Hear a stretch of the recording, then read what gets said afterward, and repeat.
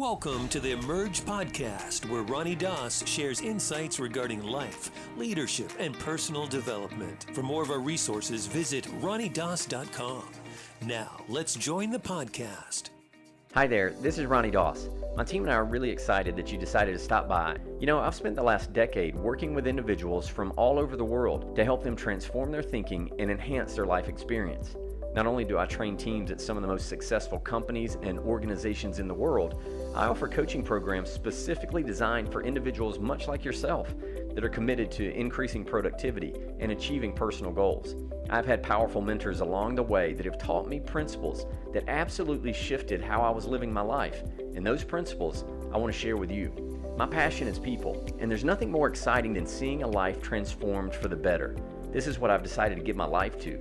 So hop over to ronniedoss.com to check out some of the video programs I personally designed to help you build stronger relationships, improve your communication skills, and develop an intentional mindset. I know these resources will assist you in finding a greater sense of purpose, staying focused on what matters, and breaking through old mental barriers. Get ready. This is your time. You know, so much of the conversation right now is about discrimination and how we often label people based on sexual orientation, skin color. We label people based on how much money they make, whether they have the same political views as us, same religion. And we wind up discriminating against people very unconsciously. We don't realize that this is what we do, but it is what we do. I think the reason that we label things is because out of a self-preservation mechanism that's been wired into us, which allows the species that we are of human beings to continue to grow and reproduce and evolve in our thinking and our awareness. That idea that we must persevere is so permeated into our being that it makes so many of our decisions for us, and we don't even realize what it's doing. So we label. You walk into a room, you look around, you decide whether that room or not is a safe place to be. You look above your head. If it looked like something was hanging there that could fall, chances are you're not going to sit underneath that thing that could fall on you because you're wanting to stay safe. And so what we learn to do is to label things, and we create this false sense of certainty, and that sense of certainty gives us the chemical drip. It causes us to feel good in the moment that we're certain, gives us peace, but yet what we're peaceful about and the certainty that we've created may not necessarily mean that it's true. And a majority of the time, I would suggest that it's not.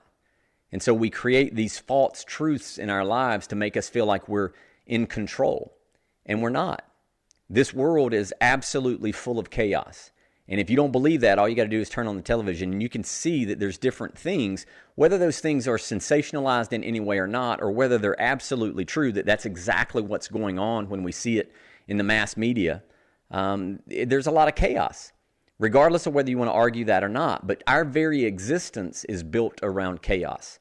We sit on a planet, a rock that is rotating at the equator. They say that the Earth is rotating at about 1,000 miles per hour.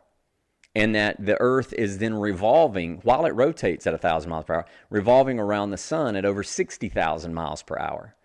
And that the Milky Way galaxy that our planet sits in, and all the other planets and the stars, is moving through space at about 1.3 million miles per hour. That's chaotic. And so what do? Well, we don't focus on just how chaotic it is to be on this rock floating through our galaxy. We don't focus on that, because what you focus on can either bring you peace or bring you a lot of anxiety. And so we don't focus on the fact that we're just a rock floating through space. We don't think about that. We don't even feel it, because you don't feel what you don't focus on typically. And so one of the things that I've learned more and more is that emotion typically follows focus. And focus is a choice.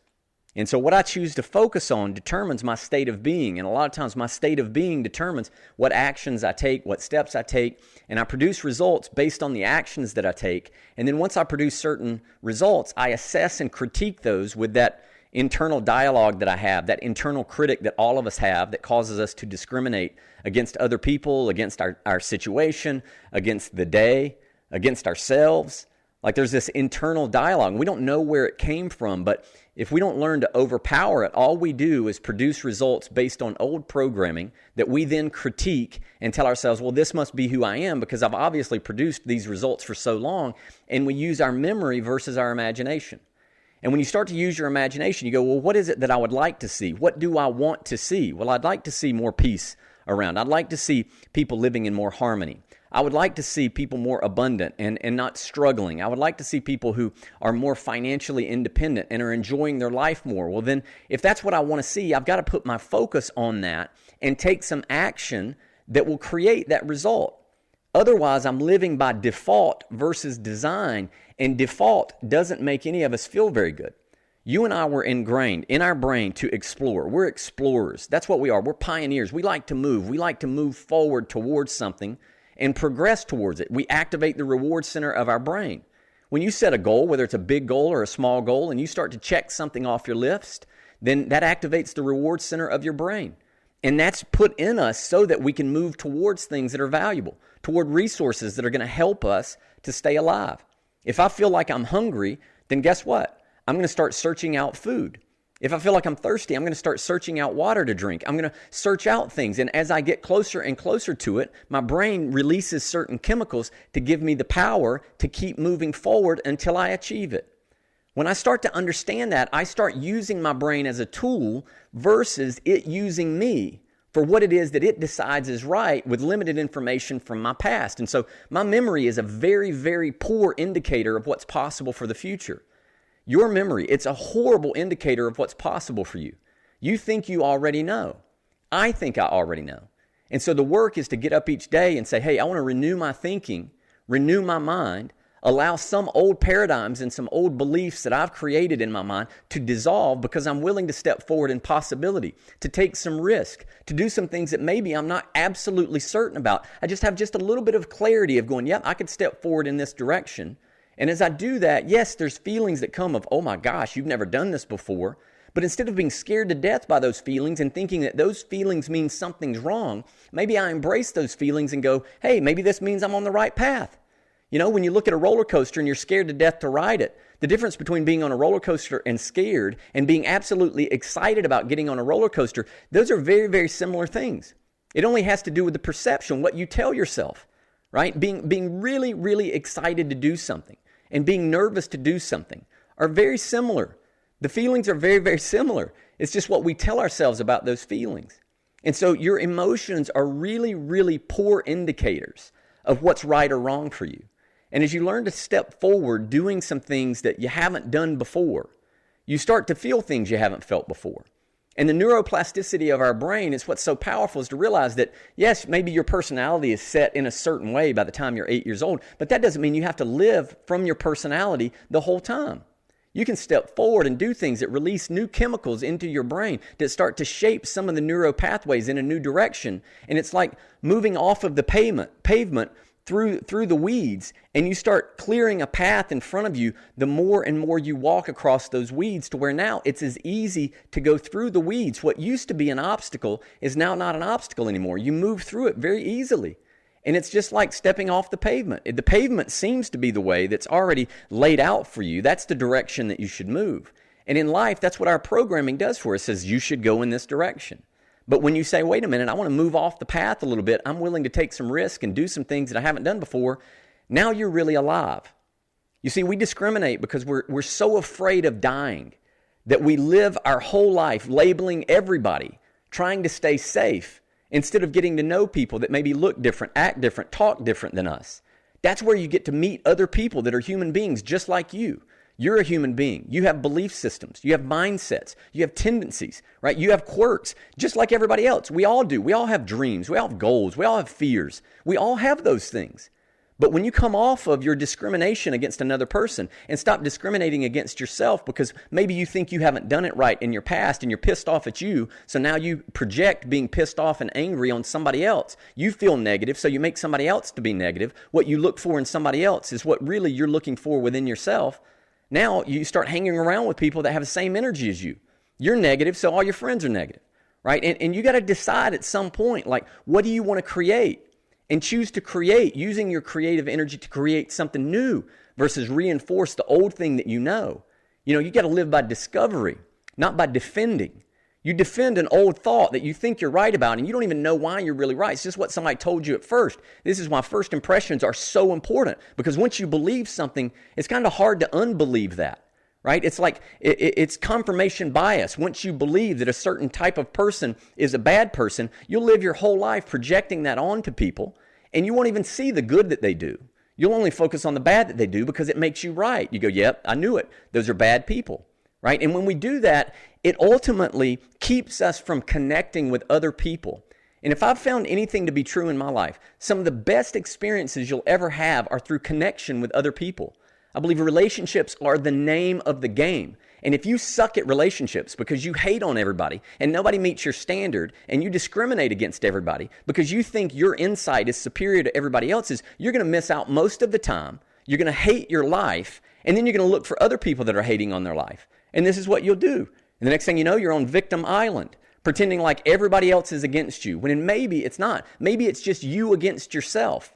And when you can get control of your thinking and realize that your emotions are not necessarily what mean reality, then you have the power to create something new versus reacting to something old. I find it interesting that the words creative and the words reactive are exactly the same. The letters are just rearranged. And most of us live our life being reactive to what we see based on the labels we put on it, and then the emotional chemical cocktail that comes from that label. And then we live in a state where we start to believe that this is reality. And it's not. You see, there's a difference between a truth and the truth. You create a truth to keep you safe, to keep you certain, right? Even though it's making you miserable, you're still safe in believing that what you believe is right. And if there's anything that I have learned over a decade of working with thousands of people from all over the world, I can tell you that what I think I know may not necessarily be true. That I need to live in a place of discovery every day. Start discovering something new versus defending some old thing that I latched onto, that now I'm squeezing so tightly, trying to be right, that I can't see all the other possibilities that are close by. You create these blind spots around you based on what you think you're supposed to see and what you're not supposed to see. You create something called scotomas. And scotomas are this thing where if you don't think something's valuable, you don't see it. So if I don't think that it's valuable to see how another person is a good person, and all I want to see is that they're a bad person, then I'm going to overlook all the good that they do so I can just find that they're a bad person. Because being right is what makes me feel like I have things figured out. And if I have things figured out, that makes me feel valuable. And if I'm valuable, then people are going to respect me. And if people respect me, they'll love me. So it all goes back to me putting labels on things so that I can see myself as valuable and that other people might think that they're valuable. Even this talk that I'm giving you right now, I'm projecting onto you, in a sense, a lens or a perspective that I have. And maybe I'm wrong, but I just don't see that how when we label something serves us if it's causing us to be pissed off all the time. Carrying around hating on other people that don't look like us. Worried about what other people do in their bedroom. Like what other people's sexual orientation. Like, why do you care what somebody else does in their bedroom? Focus on what you're going to do in your bedroom and enjoy it. Have at it, right? Do your thing. Why do you care so much about somebody else's political views? And when it's different than yours, you hate on them. Why do you engage in that argument? Same thing with religion. Why do you got to hate on somebody that has a different religion than you? And think that you have it figured out just because you were born in a certain area and somebody taught you when you were a child that this was the religion you had to have, or else, right, you're an imbecile, or else you're going to go to hell, or whatever that is. Like, why? Why do we do that? Because it doesn't serve us as human beings. We're all in this thing, right? We're all in this thing, and we're dealing with the human condition. None of us are going to get out of this thing alive. We're going to deal with challenges and struggles and hurts and pains. And I believe, this is just my belief, that the greatest thing that we can do is to create space for other people to be happy, to create space for other people to enjoy this human condition as well. And I think that as we do that, and we lift people up, and we encourage people, and we see the greatness in other people, then we can connect with them and not try to convince them, but hopefully compel them to live a life where they enjoy their life as well.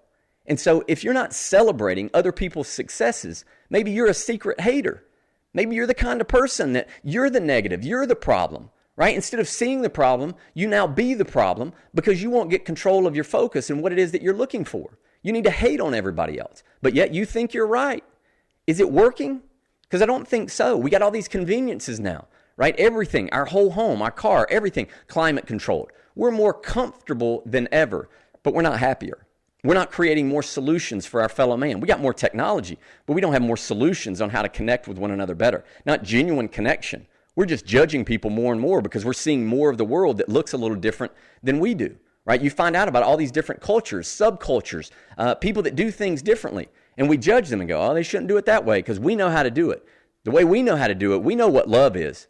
We know what love is. That's what love is. This is it. Absolutely. Anybody that thinks that love is different is wrong, right? We know what it means to be kind. We know, absolutely. And nobody else knows how to be kind.